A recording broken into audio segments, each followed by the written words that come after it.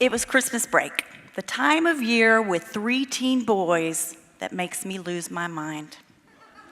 It's the kind of togetherness that feels like I'm drowning in a very small pond filled with Xbox controllers, man-sized boxer shorts, and empty chip bags.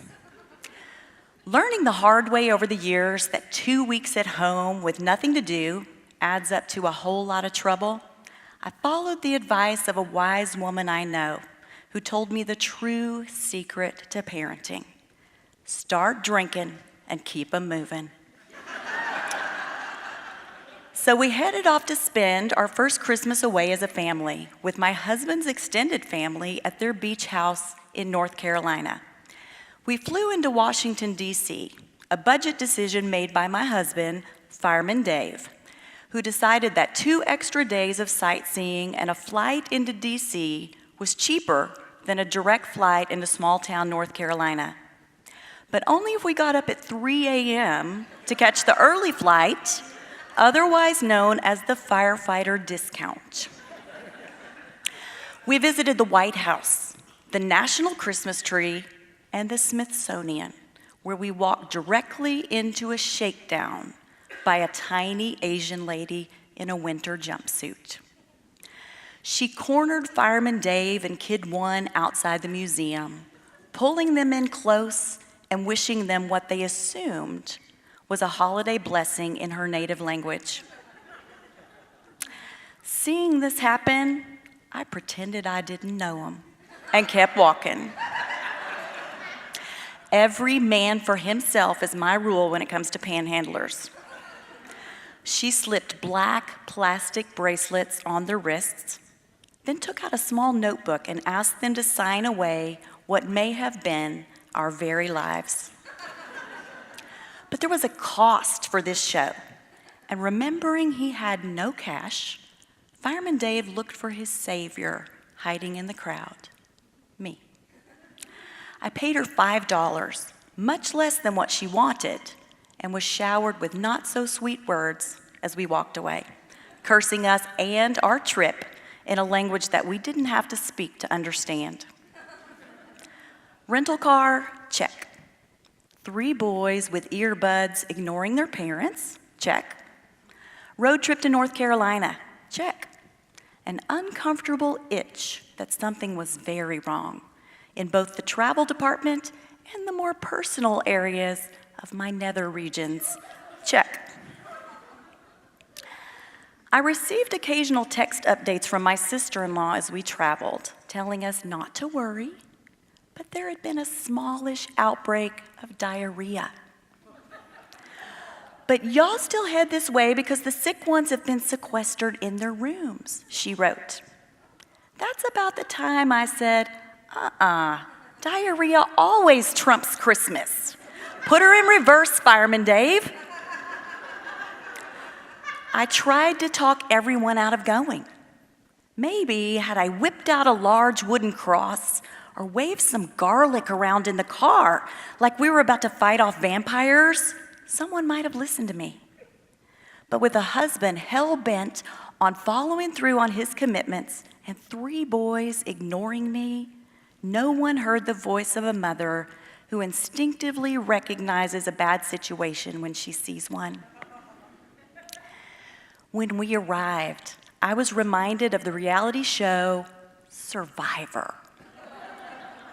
14 contestants, 10 adults, 3 teenage boys, a spoiled toddler, and 5 stinky, not yet house-trained dogs, all dropped on an island, each trying to be the last to survive. But the prize isn't $1 million this time. It's the chance to avoid a raging case of the stomach flu. Each contestant is armed with only 2 things, a can of Lysol and a roll of toilet paper. A 2-year-old with diarrhea determined our first challenge.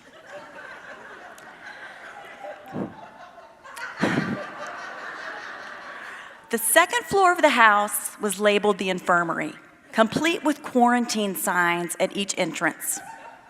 Those with good health insurance ventured only as far as happy hour at the local emergency room. Fireman Dave and I were determined to win. Within a day, Kid 2 was our first victim and was banished with the others to the second floor, sandwiched in the hallway at the top of the stairs, close enough to cry for help, and a comfortable distance from the highly contaminated shared bathroom. Kid 3 was next. He was parked at the foot of my bed on floor 3, since all the hospital beds were filled downstairs. And Kid 1 was overcome about a day behind his brothers while at a late-night movie at the local theater. He stayed to finish the movie because to a teenager, movie ticket money is money well spent, even while running back and forth to the bathroom. The house smelled. The toddler screamed every time someone looked at her. And that itch that I experienced transformed into a travel-induced yeast infection that still haunts my dreams. The house felt smaller and smaller as our days went on, with 10 of the 14 house guests sick. Our Christmas gifts were piles of laundry, temper tantrums by relatives of every age, and a very large and slobbery bulldog whose bottom needed wiping like a toddler in the first stages of potty training. And I endlessly washed and bleached our little corner of the world, wishing for someone to help, but remembered that I was the help because I'm the mom. Not being sick didn't feel much like winning.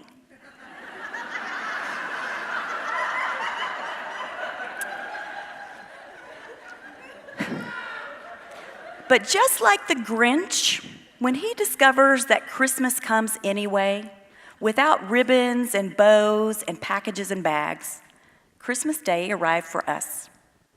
A cousin laid out on a lawn chair on the deck to warm her feverish chills. We had awkward gift exchanges with distant relatives.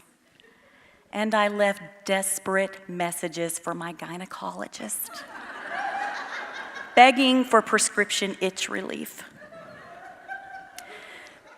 It seemed that curse of a bracelet packed away in Fireman Dave's suitcase stood between us and any chance at joy to the world. I wanted to find that little Asian lady and give it back to her, along with whatever it costs to make it all go away. I also thought about giving the bracelet to the rotten toddler and watching that story unfold.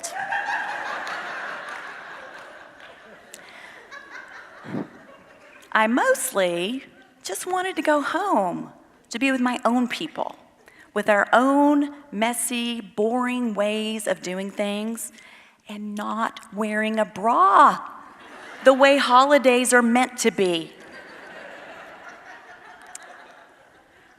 Other than the occasional text from the bathroom asking for clean underwear delivery, the good news is that I saw a lot of independence and self-sufficiency from my kids.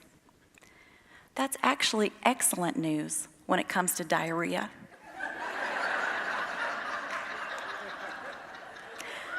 And pretty good in the long-term vision of what I as a parent hope for my kids. Since this trip, I've shared my boys with sports and girlfriends and all sorts of teenage boy things. I'm watching them grow up, and that has a weird feeling of both beginnings and endings all tied up together. I'm now thinking that I might be the kind of mom who searches out a cursed bracelet and secretly smiles as I give it to my growing sons. hoping they'll call on me for a thing or two. Maybe I'm awful. Maybe I'm just normal in sort of an awful way.